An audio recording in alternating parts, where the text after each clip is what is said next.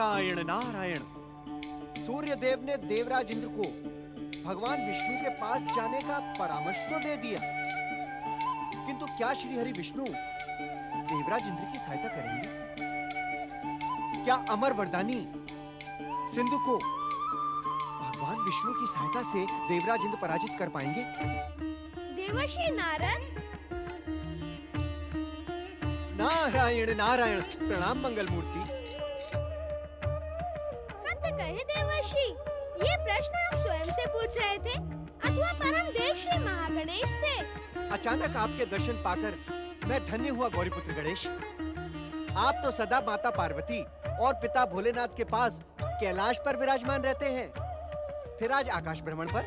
देवर्षि, क्या आपने कैलाश जाकर यह जानने का प्रयास किया कि इस समय कैलाश पर माता पिता की सेवा में कौन विराजमान है? मंगल मूर्ति, पिछले लंबे समय से मेरा कैलाश जाना नहीं हुआ है। मैं देवी अदिति की प्रार्थना लेकर कैलाश अवश्य गया था, किंतु तब भी आपसे अथवा अन्य किसी से मेरी भेंट नहीं हुई थी। ये भी तो हो सकता है देवर्षि कि आपके मन में किसी और के दर्शनों की कामना ही ना हो। अब बिना कामना के तो आपको कोई दर्शन नहीं देगा ना। नारायण नारायण।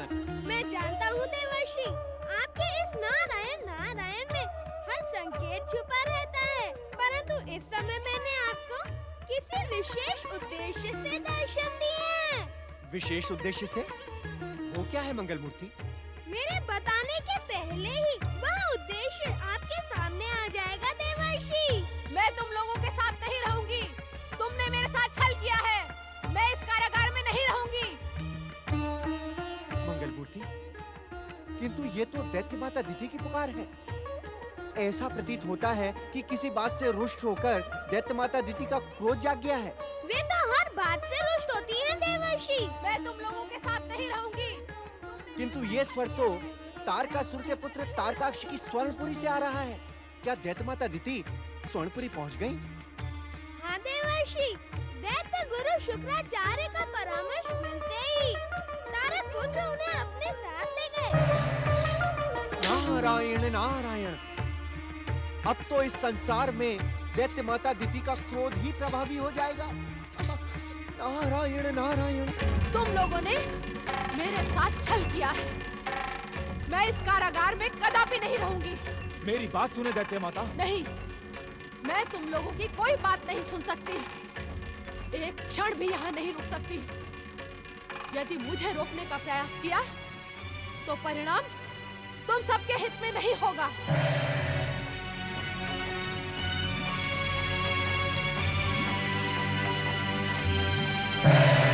पितामही, ब्रह्मा जी के वरदान से प्राप्त इस स्वर्णपुरी को कारागार बताकर आपने हमारा ही नहीं ब्रह्मा जी का भी अपमान किया है। मुझे किसी के अपमान की चिंता नहीं है। मुझे चिंता है तो केवल अपने सम्मान की। तुम सब दुष्ट देवताओं से षड्यंत्र करके मेरे विरुद्ध योजनाएं बनाते हो। ये दुष्टा शांभू की मुझे अपमानित करने के लिए स्वर्णपुरी ले आई है, किंतु मैं अपना अपमान नहीं सह सकती। जब अपने पति और पिता का अपमान नहीं सहा, तो इस दुष्टा का क्या सहूंगी? क्रोध में आप ये भी भूल जाती है कि आपके शुभचिंतक कौन है, कौन आपके जीवन की रक्षा कर सकता है। हमने आपके ऊपर जो उपकार किया, उसका ऋण मानने के स्थान पर आप हमें ही अपमानित कर रही हैं। तू अपमान के ही योग्य है दुष्टा। मेरे बेसुध होने का लाभ उठाकर तू मुझे इस कारागार में ले आई है, परंतु मैं भी दैत्य माता दिति हूँ, जिसका प्रतिशोध और प्रतिरोध कभी थमने का नाम नहीं लेता। मुझ पर उपकार करने की भूल ना कर दुष्टा। सावधान दैत्य माता, अपने क्रोध पर अंकुश लगाए, अन्यथा मेरा क्रोध भी जागृत हो जाएगा।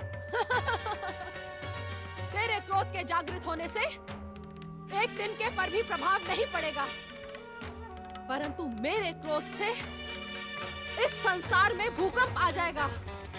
चारों ओर रक्त की हाहाकार करती हुई नदियां बहेंगी। शांत हो दैत्य माता, शांत हो। इस व्यर्थ के वाद विवाद से कोई लाभ नहीं। आप अपना क्रोध भुलाकर हमारे साथ स्वयंपुरी में निवास करें। नहीं, मैं वहाँ कदापि नहीं रहूंगी। दैत्य माता, हमारे त्रिपुरों में आपका जीवन सुरक्षित है। हाँ दैत्य माता, सिंधु दैत्य इस अवसर की घात में है कि वो आपसे प्रतिशोध कब ले। पितामही, आप हमारे त्रिपुरों को छोड़कर ना जाएं। ब्रह्मा जी के वरदान के कारण कोई भी शत्रु हमारे त्रिपुरों में प्रवेश नहीं कर सकता। आपने स्वयं देखा होगा पितामही कि हमारे त्रिपुरों में निरंतर दैत्यों के आराध्य भगवान शिव की आराधना होती है। शिव दैत्यों के आराध्य नहीं, घोर शत्रु हैं। शत्रु, उनकी आराधना करके तुम तीनों दैत्य विरोधी कार्य कर रहे हो। जहाँ शिव पूजन होता है, मैं वहाँ एक क्षण भी नहीं रुक सकती। हाँ, यदि तुम तीनों शिव पूजन का त्याग करो, तो मैं तुम्हारे त्रिपुरों में रहने का विचार कर सकती हूँ। अपने क्रोध का त्याग करो दैत्य माता। तारकासुर के पुत्रों की शिव आराधना को रोककर तुम भयानक पाप के भागी बन रही हो। दुष्कर्मों के कारण वैसे ही तुम्हारा जीवन कलंकित हो चुका है। अब और अधिक कष्ट क्यों भोगना चाहती हो दैत्य माता? दुष्ट गजमुख, तू यहाँ भी चला आया? तू मेरा पीछा कब छोड़ेगा? मैं तुम्हारा पीछा नहीं करता दैत्य माता। मैं तो तुम्हारे पीछे पड़ने वालों से रक्षा करता हूँ। दुष्ट गजमुख, आज मैं तुझे दंडित करके अपना प्रतिशोध पूरा करूंगी। तारक पुत्रों, आज्ञा दैत्य माता। यदि तुम सब चाहते हो कि मैं तुम्हारे साथ रहूं, तो मेरी आज्ञा मानकर इस दुष्ट दैत्य शत्रु गजमुख को इसी समय समाप्त कर दो। दुष्टता से मेरी ओर देखने का साहस ना करो तारक पुत्रों, अन्यथा मेरे पिता भगवान शिव के हाथों इसी समय तुम्हारे त्रिपुरों का सर्वनाश और तुम सबका वध हो जाएगा। इसकी चेतावनी पर ध्यान न दो। मेरा विश्वास जीतने के लिए इस पर अपना वरदानी प्रहार करो। मुझ पर प्रहार करके तुम्हारी वरदानी शक्तियाँ नष्ट हो जाएगी। यदि तुम अपने वरदान की रक्षा करना चाहते हो, तो पहले की भांति शिव आराधना करते रहो। भगवान शिव की कृपा तुम्हारे जीवन का प्रमाण है। यदि तुमने हमारी बात नहीं मानी, तो मैं ही तुम्हारे अंत का सूत्रधार बन जाऊंगा। उस दुष्ट गजमुख को अदृश्य होने का अवसर देकर तुम तीनों ने ये सिद्ध कर दिया है कि तुम तीनों कायर व दैत्य शत्रु हो। मैं तुम तीनों के इसी कारण श्री गणेश की चेतावनी से स्तब्ध तारक पुत्रों ने दिति के उकसाने पर भी प्रहार नहीं किया। वहीं तारक पुत्रों का परामर्श मानकर अवसर की घात में लगे सिंधु से भयभीत दैत्य माता दिति ने तारक पुत्रों के वरदानी त्रिपुर में ही रहने का निश्चय किया। दूसरी ओर वरदानी सिंधु दैत्य की माता उग्रा लंबे समय के बाद उसे आशीर्वाद देने के लिए पुकार रही हैं। प्रकट हो। मैं तुम्हारी स्वर्ग विजय से अत्यंत प्रसन्न हूँ पुत्र। शीघ्र प्रकट होकर अपनी माता का आशीर्वाद प्राप्त करो पुत्र। जन्म देने वाली माँ की उपेक्षा ना कर पुत्र। मेरे सामने आ पुत्र। माता का आशीर्वाद पुत्र के भविष्य को सुखमय बना देता है। पुत्र सिंधु, मेरे सामने शीघ्र प्रकट हो पुत्र, शीघ्र प्रकट हो।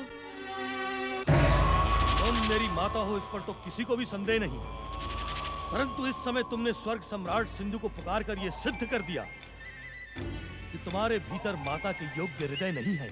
ऐसा क्यों कह रहा पुत्र? सत्य कह रहा हूँ माता। माता तो कभी स्वार्थी नहीं होती। मुझे स्वार्थी कहकर मेरा अपमान ना कर पुत्र। स्वार्थी ना कहूँ तो क्या कहूँ माता। आज जब अपनी अमर वरदानी शक्ति से हमने स्वर्ग पर अधिकार कर लिया है, तब तुमने मेरा स्मरण किया।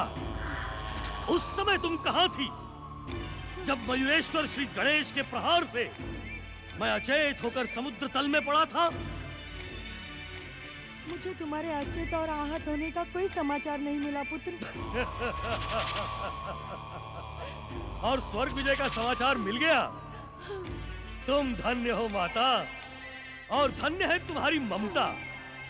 जिस सूचना से तुम्हारे स्वार्थ को शक्ति मिलती है, वो तुम्हें प्राप्त हो जाती है। और वो सूचना जहां तुम्हारा पुत्र आहट पड़ा है, वो तुम तक नहीं पहुंचती। मुझे इस तरह अपमानित ना कर पुत्र। अपमानित तो तुमने मुझे किया है। मेरे जन्म के साथ मुझे त्याग कर तुमने ये सिद्ध कर दिया कि तुम माता कहलाने के योग्य नहीं हो। परंतु मेरे मन में तुम्हारे प्रति आदर है और इसीलिए आज भी तुम्हारी पुकार सुनकर मैं दौड़ा चला आया। अपने उग्र स्वभाव के कारण प्रायः मुझसे भूल हो जाती है। क्षमा मांगने की आवश्यकता नहीं है माता, परंतु एक निवेदन मैं आपसे अवश्य करूंगा। यदि आप उसे स्वीकार लें तो आपके पुत्र के रूप में जन्म लेकर मैं स्वयं को धन्य समझूंगा। कहो पुत्र, तुम जो कुछ भी कहोगे मैं उसे स्वीकार करूंगी। अपने वचन को भूल न जाना माता। नहीं नहीं पुत्र, एक बार मुझसे भूल हो गई, अब भविष्य में कभी भूल नहीं करूंगी। मैं सदा वचन का पालन करूंगी। तो आज के पश्चात किसी से भी मत कहना कि मैं तुम्हारा पुत्र हूँ और तुम मेरी माता हो। ये तुम क्या कह रहे हो? सत्य कह रहा हूँ माता। इस संसार में सबसे आदरणीय पद माता का है, परंतु तुमने मेरा त्याग करके माता के शब्द को कलंकित कर दिया है। ऐसा कठोर दंड ना दे पुत्र। ये दंड नहीं है माता, माता के पावन पद की रक्षा का प्रयास है। मैं नहीं चाहता कि तुम्हारे कारण इस संसार में माता का नाम लांछित हो। मैं तुमसे स्नेह करता हूँ और इसीलिए ऐसी प्रार्थना करता हूँ, अपने वचन का स्मरण रखना और आज के बाद मुझे अपना पुत्र कभी न कहना। सिंधु, तूने उचित ही किया पुत्र। इस संसार में माता कभी कुमाता नहीं होती है, परंतु जन्म से ही तेरा त्याग करके मैं कुमाता बन गई। जिस प्रकार शेरनी अपने पेट से जन्मे बच्चे को ही खा जाती है, उसी प्रकार मेरे उग्र स्वभाव ने तेरा त्याग कर दिया। मुझे माता बनने का अधिकार ही नहीं है। मुझे लांछित करके अच्छा ही किया पुत्र, परंतु कलंक का ये काला मुख अब मैं इस संसार में किसी को नहीं दिखाऊंगी। मुझसे जो पाप हुआ है मुझे उसका प्रायश्चित करना ही होगा पुत्र। मुझे उसका प्रायश्चित करना ही होगा। सिंधु, सिंधु, सिंधु। मैं जानता हूं कि शिव दैत्यों के आराध्य हैं। वे अपने पुत्र मयूरेश्वर को कभी भी उनके विरुद्ध जाने की आज्ञा नहीं देंगे। ना ही सिंधु का वध होगा और ना ही हमें स्वर्ग का सिंहासन प्राप्त होगा। सावधान देवराज, आज देवताओं की दुर्दशा का कारण आप ही हैं। आपने अपने अभिमान में रहकर सदा शुभ शक्तियों की उपेक्षा की और आज फिर आप देवाधिदेव महादेव शिव पर आरोप लगा रहे हैं। अग्निदेव, मुझे उत्तेजित करने की भूल ना करें। परंतु हम शुभ शक्तियों की आलोचना नहीं सुन सकते देवराज। देवराज, भगवान शिव के विषय में आपने जो अनुचित शब्द कहे, आप उनसे इसी समय क्षमा याचना करें। असंभव। इंद्र ने जो कुछ भी कहा वो सत्य का प्रमाण है। शिव तो दैत्यों के आराध्य हैं, वही देवताओं के विरुद्ध पक्षपात कर रहे हैं। देवताओं की इस भयानक दुर्दशा पर भी दया निधान कहलाने वाले शिव को दया नहीं आई। जिसे दया पानी हो उसे दया की योग्य आचरण भी करना पड़ता है देवराज। आप अपना आचरण तो देखें। देवाधिदेव भगवान शिव के विषय में अनुचित बातें कहकर आप अपने दुर्भाग्य को आमंत्रित कर रहे हैं। इससे अधिक और दुर्भाग्य क्या हो सकता है। आज स्वर्गाधिपति देवराज इंद्र शरण पाने के लिए इधर उधर घूम रहे हैं। मेरी इस घोर दुर्दशा और अपमान का कारण संसार की सभी शुभ शक्तियां हैं। मैं उन्हें बार बार प्रताड़ित करूंगा। देवराज, आप अपनी मर्यादा को लांघने की भूल कर रहे हैं। तुम मुझे मर्यादा का पाठ पढ़ाओगे अग्नि? क्या तुम नहीं जानते कि इंद्र का कथन ही मर्यादा की रेखा बनती है। देवराज इंद्र के सामने उच्च स्वर में बोलकर तुम अवश्य मर्यादा को लांघ चुके हो और इसका दंड तुम्हें अवश्य मिलेगा। नारायण नारायण। देवराज इंद्र, आप अपनी मूर्खता पर अंकुश रखें। जब संसार की सभी शुभ शक्तियां सिंधु के विरुद्ध सक्रिय हो रही हैं, ऐसे में आप अपनी मूर्खता से उसकी आयु और अधिक बढ़ा रहे हैं। मुझे किसी शुभ शक्ति पर विश्वास नहीं। सब मुझे अपमानित करना चाहती है। मैं जानता हूं देवऋषि कि सूर्य से अमृत पाकर सिंधु सदा सदा के लिए अमर हो गया है। अब उसे मयूरेश्वर तो क्या, स्वयं महागणेश भी मार नहीं सकते। गंग गंग गंग गंग गंग देवराज, आपने किसी पर विश्वास करना तो सीखा ही नहीं। इस समय तो आपको सूर्य देव के परामर्श के अनुसार भगवान विष्णु के समीप होना चाहिए था। श्री हरि के पास जाने का परामर्श देकर वो मुझे भ्रमित कर रहा है। वो मुझे भटकाकर अपने वरदान की रक्षा कर रहा है। वो जानता है कि निरंतर भटकते रहने के कारण क्रोधित होकर जब मैं श्री हरि के पास जाऊंगा तो वे भी मुझसे रुष्ट हो जाएंगे। वो सूर्य निरंतर मेरे विरुद्ध षड्यंत्र कर रहा है। नारायण नारायण देवराजेंद्र, आपके विरुद्ध षड्यंत्र सूर्यदेव नहीं, आपका अभिमान और आपके दुष्कर्म कर रहे हैं।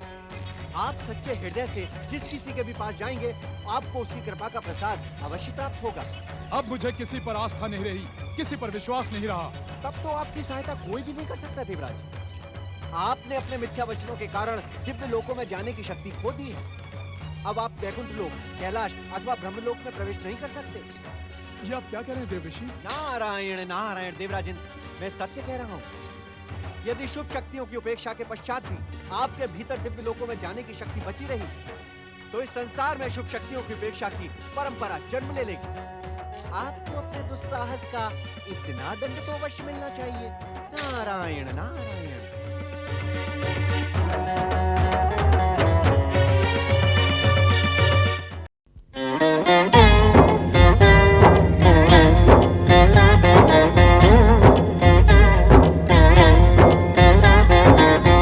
अर्थ समर्थ ये इनसे जीवन, यही है करता यही है कारण।